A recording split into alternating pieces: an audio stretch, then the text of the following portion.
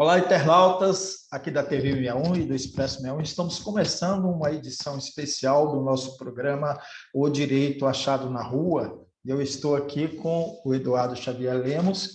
Tudo bem, Eduardo? Muito tranquilo, meu querido. Como é que você está? Estamos aqui na luta, na resistência, né, Eduardo? O Eduardo ele é presidente da Comissão de Justiça e Paz de Brasília e ele esteve recentemente com o ministro Fachin, né, o ministro que é o presidente do Tribunal Superior Eleitoral, TSE.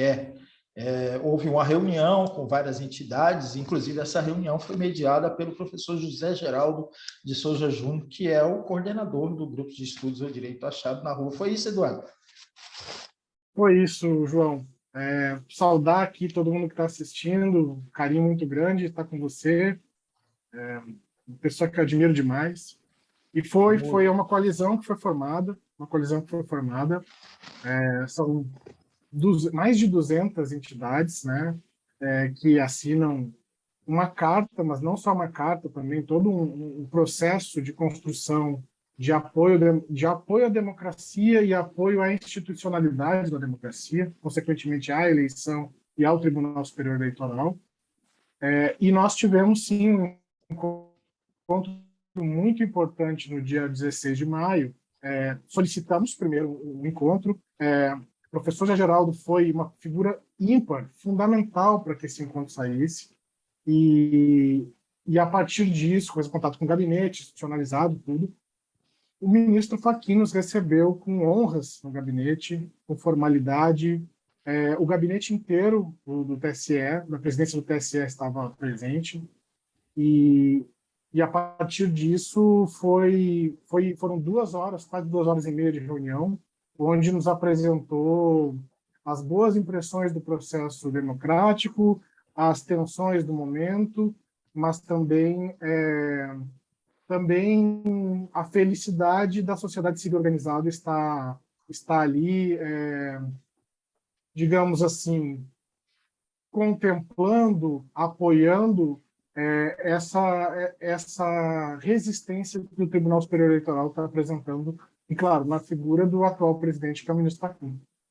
Exatamente, Eduardo. A gente contextualizar nessa situação que a gente vive, o país está sendo ameaçado pelo próprio presidente da República, com suas posturas fascistas, ameaçando todo o processo eleitoral, né, contestando esse processo eleitoral, contestando as urnas eletrônicas e ameaçando com um golpe, né? Na verdade, o presidente da República, que na verdade é um desgovernador, não é um governante, ele é um fascista que está ameaçando a democracia, e essa iniciativa da qual o Eduardo participou foi muito importante. É uma trincheira de resistência democrática.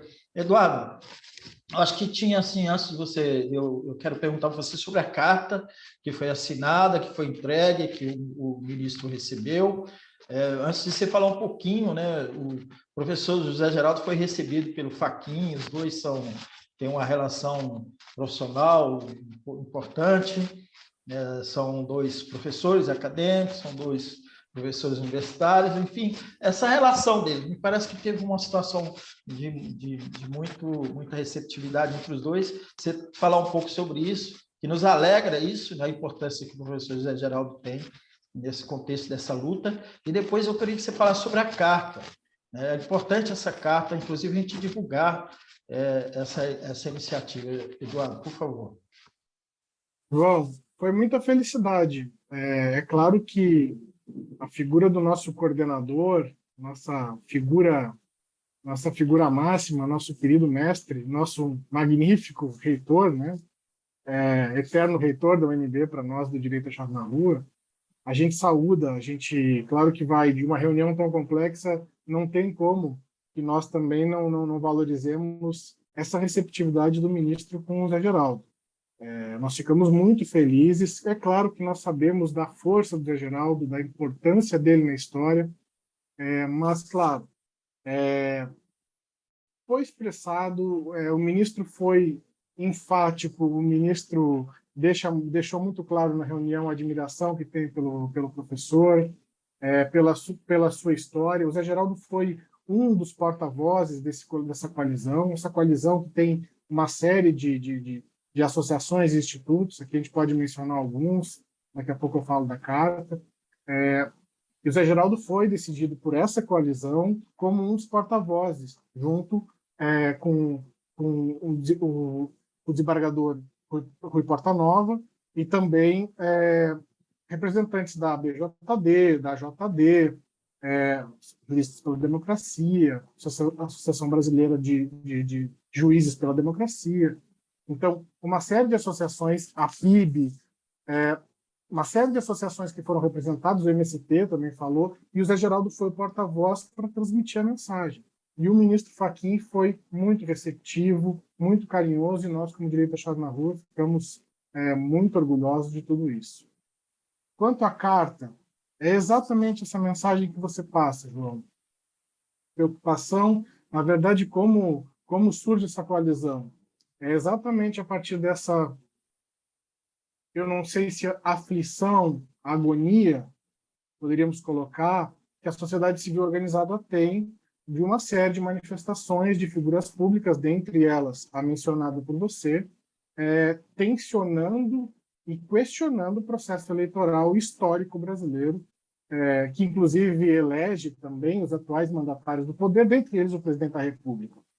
Bom, esse processo que acaba sendo questionado por pessoas que foram eleitas por esse próprio processo, causa muita estranheza para nós, como sociedade civil organizada, a ponto de nos organizarmos e compreendermos que se faz necessário solicitar uma reunião ao ministro do TSE, que, claro, conclamou a sociedade civil mencionando que quem vai fazer a fiscalização do processo, quem vai convalidar e quem é o guardião da democracia são as forças não armadas.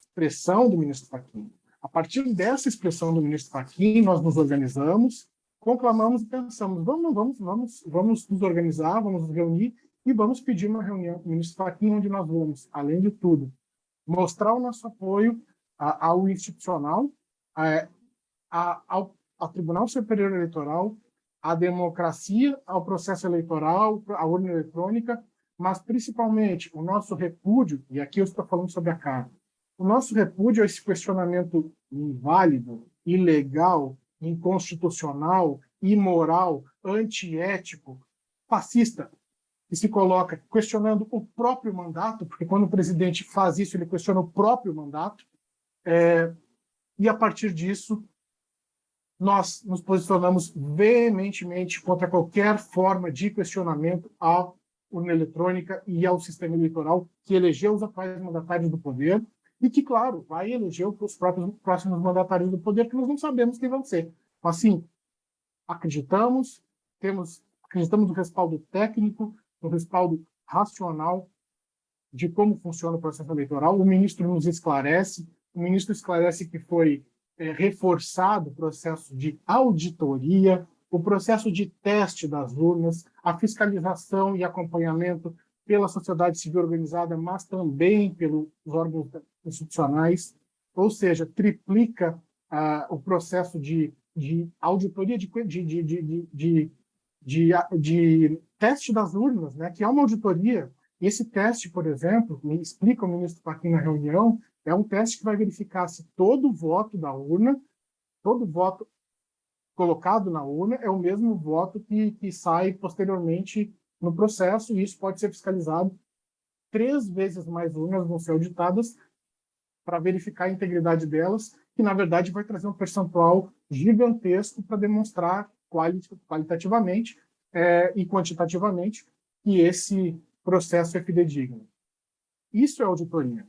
Mas tem uma segunda auditoria que o ministro Fachin foi muito importante que ele fez, é que todo e qualquer cidadão pode fazer auditoria do processo eleitoral através dos boletins de urna, que vão ser automaticamente liberados por um QR Code que todo cidadão brasileiro vai poder acessar e, a partir disso, acompanhar todo o processo. Vai estar publicado nas urnas e, a partir disso, verificar se as votações estão compatíveis com o processo eleitoral.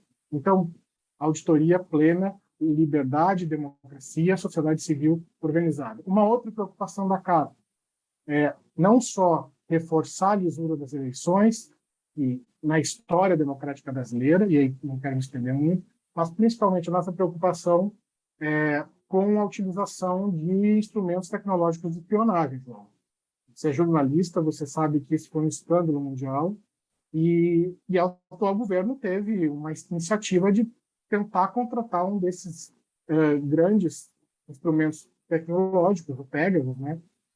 E a partir dele, nós também, nessa carta, pedimos que o TSE tenha cuidado com essa utilização por não só por autoridades, mas também autoridades internacionais sobre o Pegasus, Dark Matter e Cortex e outras, inclusive sobre informações sigilosas dos brasileiros para fins eleitorais.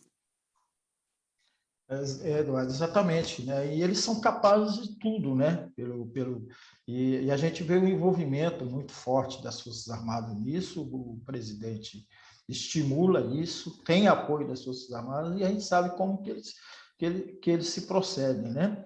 A gente está falando muito das urnas, Eduardo, mas também todo o processo eleitoral ele corre muito risco aí durante a campanha, né? Porque a campanha, como nós verificamos em 2018, ela foi muito fake news, foi proliferada de uma forma assim criminosa. Fake news é sempre criminoso, mas foi uma proliferação enorme de fake news absurdas, né? E vocês atentaram também para essa questão aí do processo da campanha? Sim, um dos parágrafos que foi da carta assinada pelo ministro, que também foi mencionado pelos porta-vozes, né? A Cláudia, da JD, o Zé Geraldo, que foi o porta-voz da mensagem inicial, foi porta-nova também, que apresentaram, a PIB também apresentou. Então, essa mensagem, não só a leitura da carta, mas a mensagem também envolvia a questão dos fake news, aqui mencionando algumas das instituições, simplesmente por uma questão de respeito, essa coalizão, da JD, a PIB, a BJD, a ANADEP, Coalizão Negra por Direitos, Transforma MP, Defensores Públicos pela Democracia, Comissão Pastoral da Terra, Comissão Justiça e Paz, Prerrogativas, o grupo de coletivo que forma o Fórum Social Mundial, dentre outros, o Pacto pela Democracia, por exemplo. Bom, sim, João, desculpa essa aspas aqui, mas é uma questão de respeito aos colegas que fizeram e estão construindo essa força-tarefa. De fato, a questão das fake news é um problema mundial, mas que é muito utilizado por quem não tem o menor respeito pelo voto democrático, pela liberdade da população em decidir pelo seu candidato, pela pessoa que mais corresponda aos seus anseios, a sua falta de direitos. E a partir do momento que uma candidatura ela pleiteie fake news, ela, na verdade, está tergiversando a democracia. Sim, o ministro também mencionou sobre isso, já era uma construção que vinha desde a eleição passada. É importante mencionar aqui que o ministro Alexandre de Moraes e o ministro Barroso se posicionaram muito forte em decisões tanto do STF quanto no TSE quanto a isso. E é pontual também que você coloque aqui uma instituição tão importante para os brasileiros, que tem a função de preservar as fronteiras, e nesse sentido de preservar as fronteiras, e não somente nesse, a soberania do país, né? Preservando fronteiras, interesses estratégicos no que toca a questão militar, armada, mas que confunda isso e procure confundir os brasileiros com qualquer questão eleitoral, principalmente eleitoreira.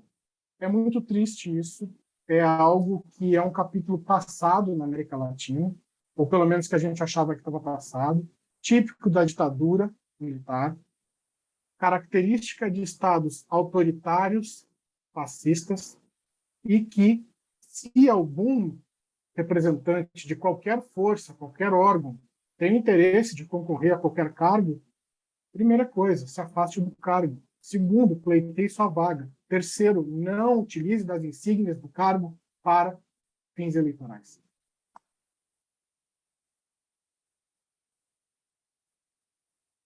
Só um minuto, Eduardo. Eu estava aqui fazendo a... Eu estava mutado aqui e me embananei na hora de voltar. Eduardo, eu acho assim que essa resistência democrática é importante, essa iniciativa é muito importante. As entidades são entidades representantes da sociedade civil, mas qual é o envolvimento das outras forças políticas, né? É óbvio que os partidos vão acompanhar, o processo eleitoral permite que os partidos acompanhem, de certa forma, mas com essas iniciativas para melhorar a fiscalização, há um aprofundamento dessa participação das forças políticas também? Bom, vamos lá. Uma das questões que, nessas 2 horas e meia de reunião, o ministro nos traz são os processos de ampliação do processo de controle, não sei se de controle, de transparência, João, talvez a melhor palavra, que, claro, parte também dos representantes dos partidos. Todos os partidos, o ministro Fachin deixou muito claro, o gabinete da presidência recebeu todos os partidos, representantes de todos os partidos já, inclusive do atual mandatário do poder, do Executivo Federal, recebeu essas pessoas e convocou para elas se apresentarem nos processos de integridade, da fiscalização, do ataque, primeiro, ao demonstrar que as urnas não têm contato qualquer com a internet, inclusive por isso não se faz mais a transmissão da mensagem de uma urna para outra, agora tem um processo distinto, por isso o QR Code. Tudo isso se solicitou acompanhamento também dos partidos e ampliou-se a forma de realização. Mas, principalmente, quanto à questão das forças democráticas da sociedade civil. Bom, o primeiro passo foi responder, não sei se responder, mas assim, conectar os anseios da sociedade civil organizada, que de fato agonizava com as palavras e as tensões dessas figuras ligadas ao executivo e às forças armadas, principalmente coagindo a sociedade civil de um processo que eles estavam levando para o fim da democracia. A partir disso, essa resistência se forma e o primeiro passo foi, bom, vamos conversar com o gabinete da presidência, a figura da presidência do TSE, mostrar o nosso apoio à institucionalidade, mostrar o nosso apoio à democracia e às instituições brasileiras, porque elas são importantes. Inclusive, aquela que a gente mencionou agora há pouco, as Forças Armadas são importantes, desde que a serviço da democracia e cumprindo o seu papel constitucional, que não é fiscalizar a democracia, é fiscalizar a soberania e território brasileiro. Bom, a partir disso, esse processo, primeiro de apoio às instituições, passa por um segundo processo, que é o que nós estamos passando a organizar, o contato com lideranças, especificamente do Congresso Nacional, do Senado, enfim, representatividade, para ampliar as forças. E aí convocamos também outras organizações da sociedade civil que queiram integrar essa nossa força, exatamente para que a gente possa expandir esse movimento de apoio ao processo eleitoral e à institucionalidade. Porque me parece que um país democrático, Estado democrático de direito, ele funciona a partir do respeito à Constituição, e na Constituição são designadas as instituições do Poder Judiciário, do Poder Executivo e do Legislativo. O que a gente pode questionar muitas vezes, se ela está funcionando ou não está funcionando. Mas o institucional, o poder judiciário, bom, ele é fundamental. O Tribunal Superior Eleitoral é fundamental. É ele que vai construir o processo democrático onde o cidadão vai depositar aquilo que ele tem de mais precioso depois da vida e liberdade, que é o seu voto. Bom, esse Tribunal Superior Eleitoral, Poder Judiciário, tem que ser valorizado e a cidadão tem que valorizar o institucional. Mesma coisa quando a gente valoriza o Poder Legislativo e o Poder Executivo. Aqui, quando eu menciono as minhas críticas, eu estou mencionando as críticas de figuras públicas que tergiversam os valores republicanos, que transformam o Poder Executivo Federal em uma figura autoritária, autocrata, que se perde no processo democrático e tergiversa com o autoritarismo. Bom, aí a gente tem que questionar não o institucional, mas sim a figura. Eduardo, o cidadão comum, o que o cidadão comum pode fazer para que mantenhamos acesa essa atenção, né, que deve existir por parte de todos que defendem a democracia? João, bom, eu como um professor, um defensor de direitos humanos, se você já me conhece, já trabalhamos juntos, fizemos outras entrevistas, já trabalhamos em algumas matérias, não só para essa força-tarefa, mas também para essa que agora é um momento de construção ou reconstrução do institucional da democracia. Eu sempre coloco que o cidadão ele tem que participar dos processos de reforço da cidadania da democracia. Nós não somos desconectados dos processos maiores que vão acontecer na nossa vida. Nós questionamos, mas os direitos humanos não se efetivam, a democracia ela é indireta, os representantes políticos não manifestam a minha vontade. Bom, mas existe uma responsabilidade distante. Por outro lado, existe uma responsabilidade cotidiana. O que eu faço cotidianamente para construir o processo democrático? Com quem eu me engajo? Onde eu trabalho? O que eu faço cada dia para desconstruir fake news? Em que forças da sociedade civil eu construo exatamente para apoiar processos que são libertários, democráticos e, claro, contrapõem forças autoritárias. Por exemplo, você sabe, eu sou presidente da Comissão de Justiça e Paz. Essa é uma das forças que eu me integro como cidadão, Eduardo, para reforçar o apoio à cidadania, à democracia e aos direitos humanos. Mas tem outras. O Eduardo é uma pessoa múltipla. O Eduardo se engaja com outras forças cotidianamente, mas principalmente nos seus atos cívicos pessoais, ele questiona, não sou melhor que ninguém, mas questiono posições autoritárias. Quando recebo uma fake news de um familiar, de um amigo, de um estudante, eu digo, olha, isso é uma verdade, procure melhor, procure um jornalista sério como o João Negrão.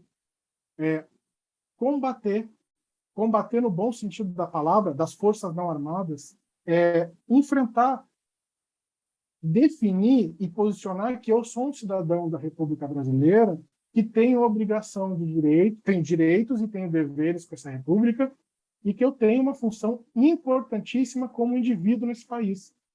E a partir disso, claro, eu posso me unir a coletivos e os coletivos, claro, vão ter uma força. Então, como eu coloquei, eu tenho uma função individual, mas coletivamente eu tenho mais força. Então, me engajar em coletivos e os coletivos podem se conectar com movimentos como o nosso. Mas tem tantos outros também, né? Os jornalistas pela democracia, os juristas pela democracia, os economistas pela democracia, enfim, processos que nós vamos construindo, exatamente porque a gente quer um país melhor, a gente quer um país onde autocratas não se manifestem como a única voz da verdade, a característica da autocracia, né? Democracia, processo do povo, autocracia é alguém que se diz o dono da verdade, e todos os outros são mentirosos. Nós queremos a democracia, e por isso o processo eleitoral ele é importante. E não só o processo em si, como você muito bem narrou, o processo cotidiano do processo eleitoral que está se aproximando, mas também o reconhecimento automático da fidedignidade das eleições brasileiras. Isso é muito importante. Eduardo, a frase do ministro Fachin, ela tem um sentido que você já abordou, que é o sentido de que não são as Forças Armadas, são as forças civis, ou as forças desarmadas, né, a sociedade civil. Mas ela também tem um sentido, né, de que dessas forças desarmadas são as pessoas, os cidadãos, como você acabou de mencionar, que podem, né, se desarmar o espírito e pensar, eu quero ou não uma democracia para o nosso país, né? Eduardo, eu agradeço muito a sua entrevista, sempre muito bom falar com você, e vou deixar aí para as suas considerações finais e você aproveita para mencionar o que eu não lhe perguntei. João, eu aproveito, inclusive, o teu ensejo, mas primeiro eu queria agradecer. Estar com você é sempre um prazer. é uma figura pessoal maravilhosa, mas um jornalista de mão cheia, um jornalista que ensina e ensina como se fazer jornalismo e, de fato, ao fazer o seu jornalismo, você combate tudo aquilo que se faz de errado, dentre eles as fake news. Então, o seu processo de trabalho é um processo que eu admiro muito, a sua figura humana também admiro muito. Primeiro, te agradecer todos e todas aqueles que estão assistindo essa nossa entrevista, que compartilhem, mas aí, nas considerações finais, exatamente essa mensagem que você passou. Eu acho que a frase do ministro Fachin ela é maravilhosa, talvez possa ser o slogan das nossas eleições, a convocação às forças não armadas. Não é um rechaço às forças armadas, não. É simplesmente, basta, a ditadura já acabou. Voltem para a caserna, voltem a realizar suas tarefas institucionais e constitucionais de controle e fiscalização da soberania e controle de fronteiras. Façam isso, que vocês fazem bem feito, mas não façam o que vocês não sabem, porque vai acabar, em alguns processos, como a gente está percebendo, de compra de produtos um tanto quanto inadequados, com licitações que estão gerando uma série de escândalos muito tristes no país. Quer dizer, aquilo que era para combater a Covid acaba comprando picanha, aquilo que era para combater a Covid acaba comprando produtos para a dignidade não sei se para a dignidade, mas para reerguer a potência sexual, enfim, medindo as palavras para colocar aquilo que vai virar uma piada na história brasileira. Então, na verdade, é isso, é convocar que as forças da sociedade elas venham aqui para se apresentar, mas principalmente, meus amigos, entendam que o tempo passou. O tempo passou de que alguém regula alguém. Não existe autoridade maior que o povo. O povo se autorregula com o processo democrático. Não existem deuses no país. Ninguém é melhor que ninguém. E se alguém está achando que é melhor que ninguém, bom, primeiro processo, cuide a transparência do seu processo de licitação e contratação, porque está um tanto quanto inadequado e nós, brasileiros, estamos questionando a isso. Esse é o processo democrático. Nós, brasileiros, construindo coletivamente a democracia, elegendo nossos representantes.